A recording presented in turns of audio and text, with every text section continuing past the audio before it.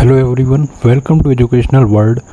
तो आज हम जो है डॉट नेट की क्लास करेंगे, जिसके अंतर्गत हम याद कर लो सीरीज़ को प्रारंभ करेंगे। और हमारे जो कोर्स है वो निरंतर गति से चल रहा है और इस सीरीज़ में आपको बेसिक इम्पॉर्टेंट क्वेश्चन बताए जाएंगे जो एग्ज़ाम के दृष्टिकोण से जो है बहुत ज़्यादा इम्पॉर्टेंट होते हैं। तो चलिए प्रारंभ करते हैं। देखिए, पहला क्वेश्चन है हमारे पास, which of the following method must be overridden in a custom control. तो यहाँ पर ऑप्शन दिए गए हैं, the paint method, the control build method, the default constructor, the render method. तो बेसिकली क्वेश्चन हमें ये बता रहा है कि कौन सा जो मेथड है वो ओवरराइड किया जाता है किसी भी कस्टम कंट्रोल जब हम डॉट नेट में अपना यूज़ करते हैं। तो इसका करेक्ट आंसर होगा हमारा रेंडर मेथड। नेक्स्ट क्वेश्चन की बात करें तो कह रहा है, which of the following tool is use to manage the GAC। GAC का मतलब क्या होता है? Global assembly cache. तो यहाँ पर आपको टूल बताना है, तो बेसिकली कई सारे टूल के नाम दिए गए हैं। regsvr.exe है, gac.util.exe है, gac.svr32.exe है, या फिर हमारा जो है gacmgr.exe है। तो यहाँ पर बेसिकली डॉट एग्जीक्यूटेबल फाइल दी गई हैं, यही फाइल में से एक आंसर करेक्ट होता है। तो अगर यहाँ पर करेक्ट आंसर की बात करें तो यहाँ पर जो हमारा करेक्ट आंसर है वो है gac.util.exe। नेक्स्ट क्वेश्चन की बात करते हैं तो कह रहा है, what the class does the ASP.NET web form class inherit from the by default.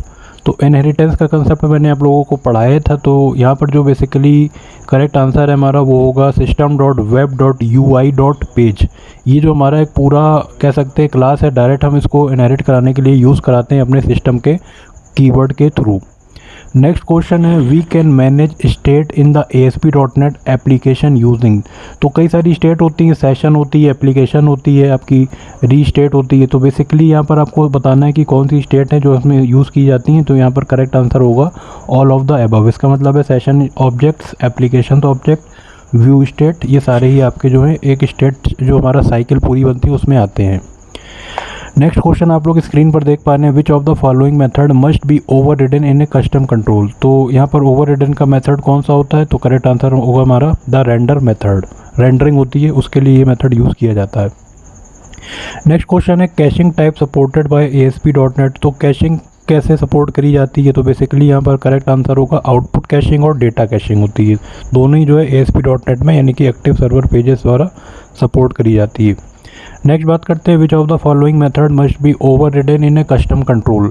अब कस्टम कंट्रोल की बात कर रहा है तो बेसिकली हमारा रेंडर ही मेथड होता है जो इसमें भी यूज़ किया जाता है। तो इसका आंसर इस वजह से जो है हमारा डी करेक्ट हो जाएगा।